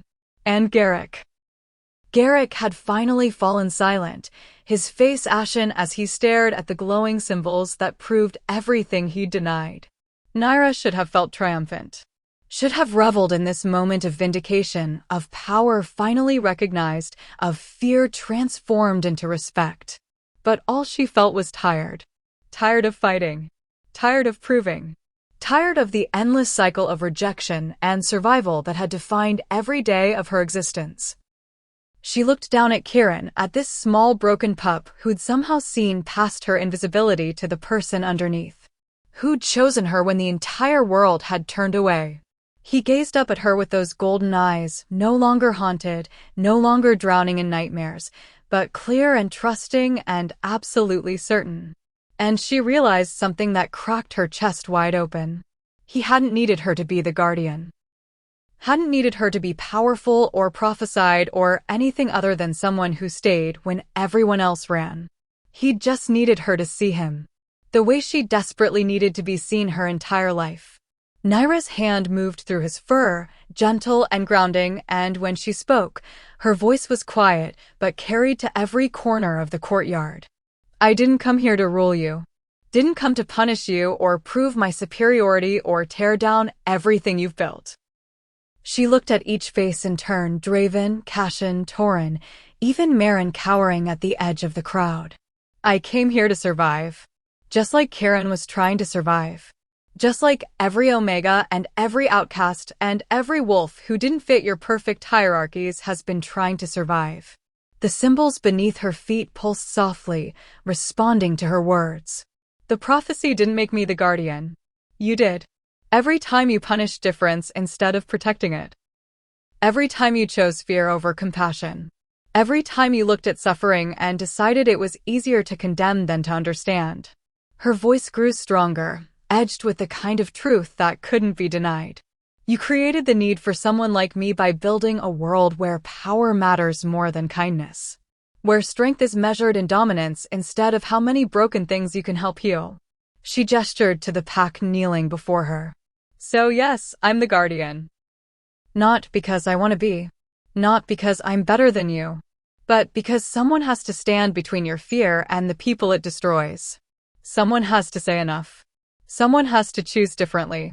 Naira's eyes found Cashin, and the pain there was naked and raw. Even when it costs everything. Even when the people who promise to stand with you choose doubt at the first test. Even when trust feels like the most dangerous thing you could possibly offer. Cashin's head snapped up, his expression devastated. Naira. She held up her hand, stopping him. No, not yet. You don't get to apologize your way out of this. You don't get to make it easy. Her voice cracked. You told me you saw me. Told me I wasn't alone. And I believed you. I let myself trust for the first time in years. And when it mattered, when I needed you to choose faith over fear, you hesitated. A single tear tracked down her cheek. That hesitation? That moment of doubt? That's what breaks people like me. Not the Garricks of the world who hate openly, but the ones who claim to see us, who promise to stand with us, and then falter the moment it gets difficult. The courtyard had gone deathly silent. Every wolf felt the weight of her words, the mirror she was holding up to their own failures. Kieran pressed closer to her legs, and Nyra's hand tightened protectively in his fur. But this pup, this supposedly cursed, broken, terrified pup, never hesitated. Never doubted. He chose me when he had every reason to fear. When his entire world had taught him that trust meant pain. She looked down at him, and her voice softened.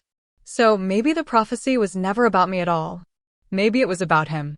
About what happens when innocence chooses love over learned fear. When the most vulnerable among us teaches the powerful what courage actually looks like. Draven made a sound like he'd been struck, his hands pressed to the ground, his whole body shaking. Nyra took a breath, centering herself, feeling the silver flame settle beneath her skin, no longer wild, no longer desperate, but steady and sure and utterly her own. I will be your guardian. We'll stand between this pack and whatever darkness comes. We'll teach you how to build something better than what fear created. Her eyes swept over the kneeling wolves. But I will not do it by becoming what you expect. Won't rule with dominance or demand submission or perpetuate the same cycles that brought us here. The symbols flared brighter. I will do it by choosing compassion when you choose punishment. By protecting the outcasts you'd rather exile. By seeing the Karens of this world and refusing to call their differences curses. She paused, letting the weight of it settle. And if that makes you uncomfortable, if that challenges everything you believe about power and hierarchy and what strength means. Good. Be uncomfortable. Question everything. Because that's how we break cycles. That's how we become better than what came before. Nyra's gaze returned to Cashin, and something complicated passed between them. As for trust, that's earned now. Not given freely. Not anymore. Show me through action, not words. Prove that your promises mean something when the world is burning. She could see him absorbing it, accepting it, the shame in his eyes mixing with determination. The silver flame pulsed one last time, then withdrew completely, sinking back into her skin until she stood there looking like nothing more than a girl, tired, hurting, but unbroken. The kneeling wolves slowly began to rise, their faces transformed. Some with shame, some with wonder. All of them finally, truly seeing her. Nyra lifted Kieran into her arms, cradling him against her chest. The pup nuzzled into her neck, his small body finally, completely relaxed. And as she walked through the parted crowd, carrying the Alpha King's son, leaving behind the shattered courtyard and the old world it represented, one question hung in the air like smoke from dying embers. What happens when the invisible become undeniable? When the rejected become essential? When the girl nobody wanted becomes the only one who can save them all? The answer, it seemed, would reshape everything. So tell me, if you'd been there in that courtyard, which wolf would you have been? The one kneeling in recognition, finally seeing what had been invisible all along? The one standing in defiance, clinging to old fears because change feels like death? Or the one frozen between, wanting to believe but terrified of what belief might cost? Because here's the truth they don't tell you in the pretty versions of these stories. Choosing the outcast is easy when they're safely powerless. When their difference is something you can pity from a distance. When helping them makes you feel noble without actually costing you anything. But choosing them when they rise? When they claim their power and refuse to apologize for it. When they demand you examine your own complicity in the systems that broke them. That's when you discover who you really are. Nyra didn't ask for prophecy. Didn't ask to be guardian or savior or anything other than safe. But the world rarely asks permission before it forces you to choose between shrinking to survive or burning bright enough to transform everything around you. And Kieran, that cursed pup everyone feared, he understood something the warriors never did. That sometimes the bravest thing you can do is rest your head in the lap of someone as broken as you are and trust that together, you might both find healing. Would you have been brave enough to kneel beside them in the rain? To see past the curse and the magic and the fear to the truth underneath? Or would you have been like the rest, keeping your distance, protecting yourself, waiting for someone else to take the risk of believing? The choice reveals everything. If this story lit something inside you, if you felt the ache of being unseen, the fury of being judged for your differences, the desperate hope that maybe someone will choose you when it matters, then you belong here. At Cindy's Wolfheart Stories, we don't tell the tales where the outcasts wait politely to be saved. We tell the ones where they rise like silver fire and remake the world that tried to break them. Where the cursed become the chosen. Where the invisible become undeniable. Where broken girls and terrified pups find each other in the rain and decide that together, they're enough. Subscribe, because the next story is already burning and you won't want to miss the moment it ignites. Hit that button. Join the pack that sees you, all of you, and calls your fire beautiful instead of dangerous. Because here at Wolfheart Stories, we don't fear the flame. We feed it. And we're just getting started.